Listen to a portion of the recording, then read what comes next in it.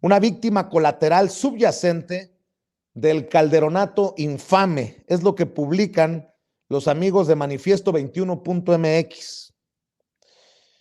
Y la firma la nota Norman Pearl. La sangrienta guerra selectiva contra el narcotráfico emprendida por Felipe Calderón requería un equipo que asumiera el mando de las acciones y la estrecha colaboración de una parte del ejército que combatiera frontalmente a los cárteles elegidos. Los requisitos eran que los participantes carecieran de escrúpulos y buscaran trofeos que justificaran sus luchas. El fin justificaba los medios. No importaba detener a ciudadanos inocentes, torturarlos hasta la agonía, fabricar delitos, arrancar confesiones falsas y finalmente desaparecerlos o peor aún, enterrarlos en vida. El grupo tendría como figuras estelares a Genaro García Luna, Luis Cárdenas Palomino, Ramón Pequeño García y un grupo de militares camuflados. Mientras la población advertía de estos excesos, Calderón los condecoraba a la menor provocación. Ana Georgina Domínguez Macías, entonces con apenas 26 años, fue secuestrada por un pelotón de militares en el lejano 2009, argumentando delitos que por su fragilidad y tosco empleo se han ido desvaneciendo con el tiempo. A las 4 de la madrugada del 9 de septiembre de 2009, un grupo de militares se introdujo a nuestro departamento que habitamos mi esposo y mis 2 hijos. Es el relato, la crónica de lo ocurrido. Habían destrozado la puerta principal y llegaban con gritos e insultos. Mi esposo les preguntó por qué entraban de esa manera. Le contestaron que por una llamada anónima, porque ahí había muchos hombres armados. Ya se los llevó la chingada. ¿Dónde están Lascano o el Destroyer? Les mostramos las identificaciones de nuestros empleos. Trabajamos en Pemex. No se hagan pendejos, cooperen o se los llevará la chingada. Me obligaron a ponerme una ropa que ellos traían, mientras que en una maleta negra ponían nuestros efectos personales de mayor valor. Me preguntaron cuál era mi auto y tomaron las llaves. Mis hijos permanecían en un cuarto de a un lado asustados. Me vendaron las manos y nos bajaron. Entre 2 soldados me aventaron a la parte trasera de una camioneta blanca y me lastimaron el hombro. A Eduardo lo suben a una camioneta militar. Nos llevan a dar vueltas. Después se paran y me suben a la parte delantera de la camioneta y voy escuchando cómo les pasan direcciones por radio de casas y un hotel que revisan con violencia. Rompen puertas y de ellas sacan cosas materiales y personales que van subiendo a las camionetas. No encuentran a nadie. En una de las casas elegantes a las que fuimos, me bajaban, sacaron muchos radios de comunicación, computadoras, documentos y 2 cajas fuertes, una pequeña y otra más grande. Es parte de lo que publican en manifiesto21.mx y que firma Norman Pearl. Es el calvario de Ana Georgina, un calvario que ya se ha extendido por 12 años. Y creo que es un momento importante dar a conocer estos casos, sobre todo porque hoy se cumple otro aniversario de la triste historia de el asesinato de jóvenes en Villas de Salvarcar, allá en Chihuahua.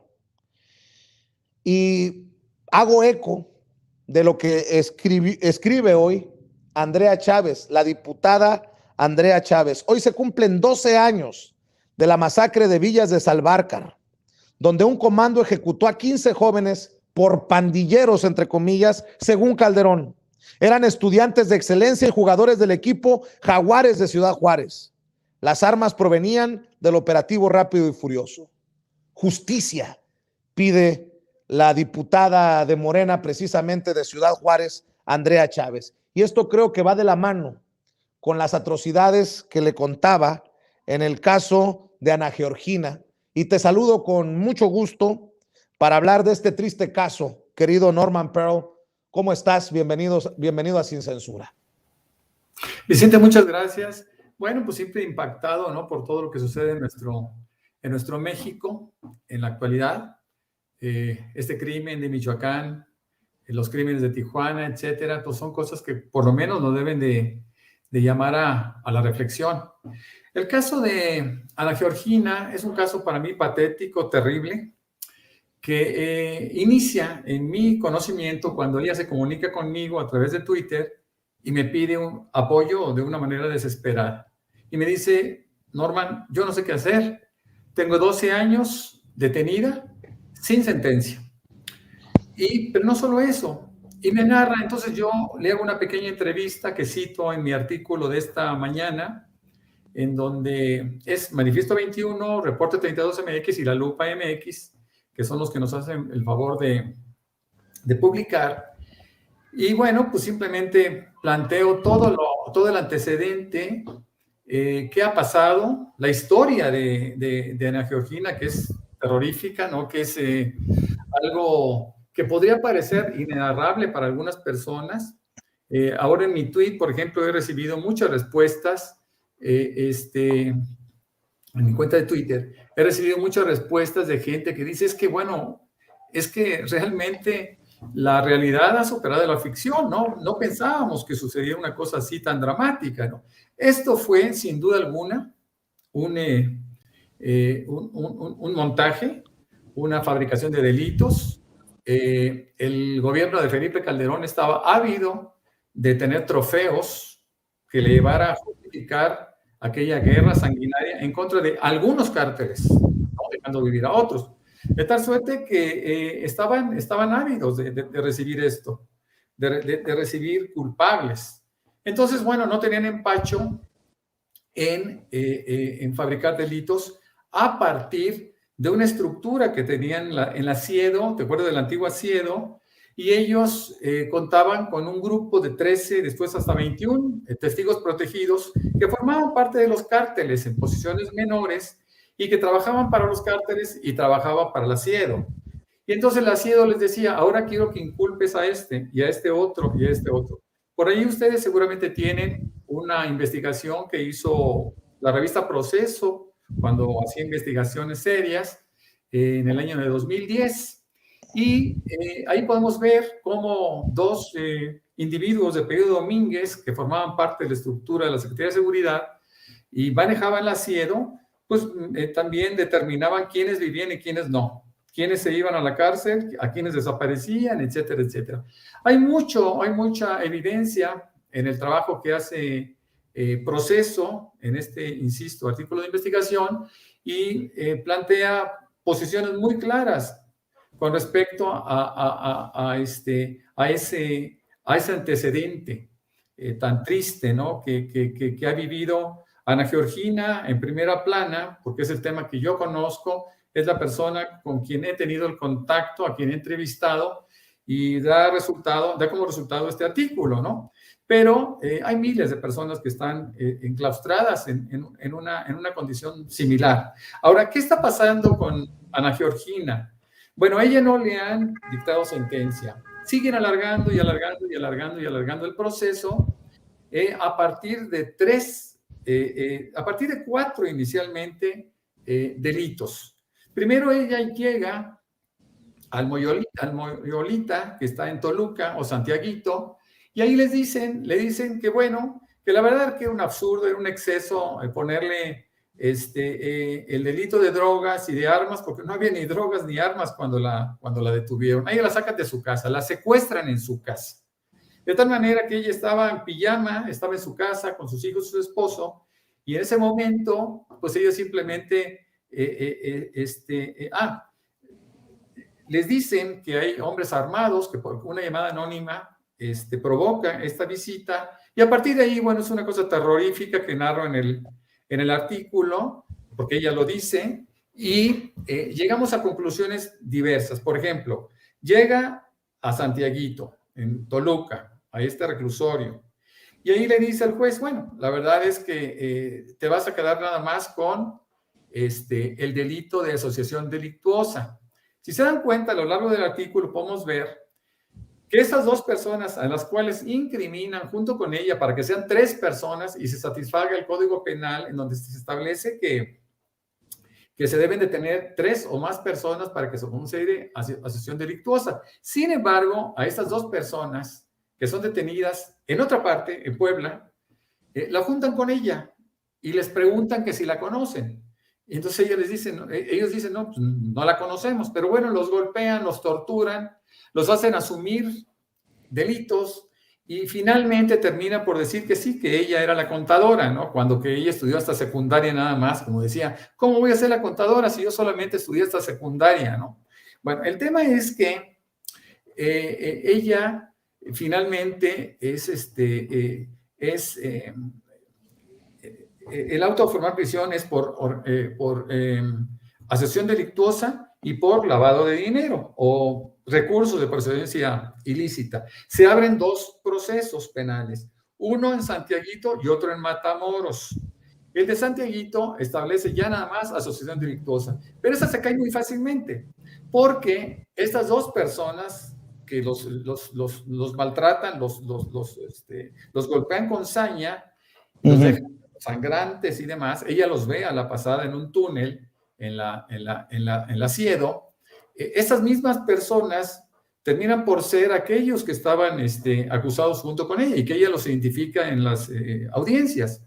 Bueno, en ese caso, ella termina por entender que la quieren asociar a como de lugar, pero ellos finalmente logran demostrar, los dos coacusados, logran demostrar que fueron torturados y obligados a incriminarla, algo que no había sido, es decir, ellos ni la conocían, pero terminan también por aceptar después, a partir de una serie de análisis o exámenes que les hacen, se acogen, por decirlo de alguna manera, al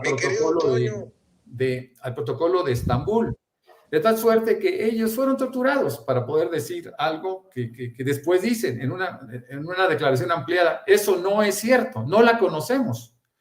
Entonces, bueno, ahí automáticamente debería de eliminarse el delito de delincuencia organizada, sin embargo le dan largas y largas y largas. El juez de Santiaguito terminó por decir, bueno, sí, estoy de acuerdo, ella para mí es inocente en este delito. Pero el Ministerio Público de ahí mismo, del Distrito 5, apela para que esto siga y siga y siga su marcha. Ahora, no hay que olvidar, ese es un proceso. Ya nada más tiene ese delito de acción delictuosa, porque los otros no fueron aceptados desde su llegada hace 12 años. Pero le abrieron otro expediente que es expediente 69/212, imagínense, desde 2012. Y la causa penal es, aquí la tengo, es 14-2010-15, que es 4. Bueno, el chiste aquí con todo este rollo es que ella tiene dos causas penales. Una es por acción delictuosa, que está muerta, está tirada, aunque no lo quieran aceptar. Y la otra es porque cuando aquellos tipos, los militares que la detienen, van visitando casas de presumibles narcotraficantes, no hay nadie, sacan todo, destruyen las puertas y demás, y sacan, ¿te acuerdas? Lo acabas de leer, las dos cajas fuertes. Bueno, esas cajas fuertes tenían 5 millones de pesos. Esos militares solamente registran 3, o sea, solamente dicen, bueno, encontramos 3 millones.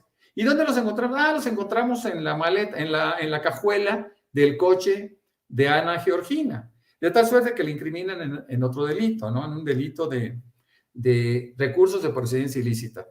Ana Gabriela, dije, perdón, Ana Georgina. Ana Georgina no tenía tarjeta de crédito, no tenía cuenta de cheques, no tenía ninguna propiedad a su nombre. Vivía de una manera claramente austera. Y sin embargo, bueno, pues es acusada por mantener recursos de procedencia ilícita. Esto a partir simplemente de una fabricación de delitos. Quiero insistir en el tema del asiedo, Vicente, porque en el asiedo se crearon delitos. Y yo insisto, los testigos protegidos se les pagaba una cantidad, 10,000 pesos mensuales, y les daban ayuda de renta, etcétera, etcétera, unos bonos, lo cito yo en el artículo, para que ellos incriminaran o inculparan a cualquier persona que los domínguez, los que estaban a cargo del asiedo, determinaran. Cuando ellos decían, es que yo no es posible, yo ni los conozco, lo tienes que hacer porque si no, te quito el programa y te regreso a la cárcel, o te meto a la cárcel, o te persigo. Entonces, aquí hay problemas muy graves. No solo es el caso de Ana Georgina, hay muchos casos de personas que viven situaciones similares y que yo diría que por lo menos tendrían que hacer una revisión de esos expedientes, ¿no? No es posible que sigamos adelante con este nivel de injusticia. Por ello, el propio padre de Ana Georgina, hace unos días nos hace llegar un video en donde él le pide al presidente de la República que interceda en favor de su hija en virtud de que pues es inocente. ¿Tenemos ese video? Es chistoso, pero lo voy a platicar antes de que pongas el video, Vicente. Sí tienen ustedes el video. El señor, el papá de Ana Georgina, Jorge, jugó béisbol con el presidente de la República cuando él tenía 13 años y el presidente tenía 14.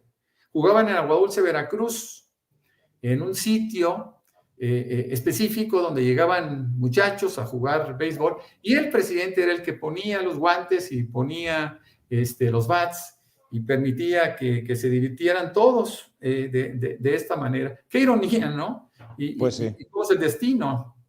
Es triste lo que pasa. Ojalá que puedan poner el video, Vicente. Claro que lo vamos a poner. Si me permites, querido Norman Pearl, este es el video del padre de Ana Georgina, 12 años de calvario por las cosas que se dice la señora, que se armaron en la mafia que estaba en la misma autoridad. Hoy lo sabemos porque Cárdenas Palomino está en el bote, porque García Luna está en el bote, porque Facundo está en el bote.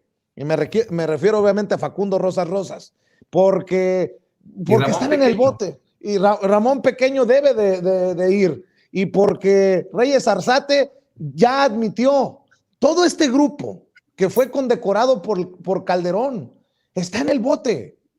Se tienen que analizar estos casos del calderonato. Este es el llamado del padre de Ana Georgina. Señor presidente Andrés Manuel López Obrador, soy Jorge Luis Domínguez Aguilar, nacido en Agua Dulce, Veracruz. Aquí nos conocimos cuando nos íbamos a echar cascarita de béisbol al frontón de Pemex. Ahí nos conocimos, de ahí nos hicimos una buena amistad y seguido íbamos a cascarear atrás del frontón, que había un playón, ahí jugábamos. Yo y mi amigo Julio César, que le apodamos Malacara, mi vecino allá en la Loma. Recuerdo que usted era que nos echaba la mano porque nosotros estábamos amolados, no teníamos para un guante, para una pelota. Y usted siempre nos daba los guantes y la pelota y con eso cascareábamos con los otros amigos que llegaban. Yo no sé si usted se acuerda de mí, pero yo sí, lástima que nunca nos tomamos una foto para el recuerdo. Pero le pido de corazón que yo tengo este problema. Mi hija Ana Georgina Domínguez Macías está presa en Amoloyita, estado de Toluca, con una sentencia que no le han dado. Ya tiene 12 años cumplidos y va más para adelante. Nunca la acusadora, los acusadores nunca fueron a declarar ni nada. Y yo le pido de corazón, como padre, yo ya no pude, me fregaron los abogados, los que andaban, a veces lo podían sacar y nunca hicieron nada. Perdí todo mi patrimonio, pero yo te pido de corazón, si te acuerdas de mí, que me eches la mano. Está en la Amoloyita, en estado de Toluca. Y permítame leerle el caso penal. En el estado de Toluca, de Amoloyita, en el estado de Toluca, Amoloyita, con el número de causa penal 07-09-03.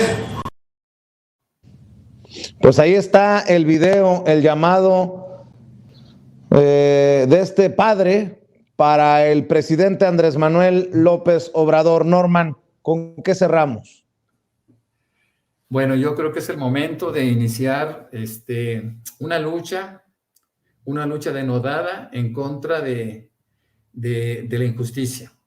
Nosotros, yo te puedo decir, Vicente, estamos considerando un pequeño grupo, iniciar una sociedad civil que vaya rescatando por lo pronto a todas las mujeres que están en una circunstancia similar, que no han recibido sentencia y que siguen hundidas, desaparecidas, son fantasmas, no existen, ¿no? Y eso es una de las cosas más tristes y aberrantes que podemos tener en un país que se precie de tener una evolución democrática, ¿no? Y en términos de justicia, yo insisto, cierro mi artículo diciendo que el sistema judicial está por lo menos en entredicho, ¿no? Es algo muy grave, muy triste. Ana Georgina y nadie que viva una condición similar debe de seguir alargando su agonía. Pues yo te quiero decir que también cuentan conmigo, porque no es el primer caso, porque he escuchado de muchos de este modus similar, modus operandi de nunca los acusadores se aparecieron para declarar en contra de los que hoy están en prisión.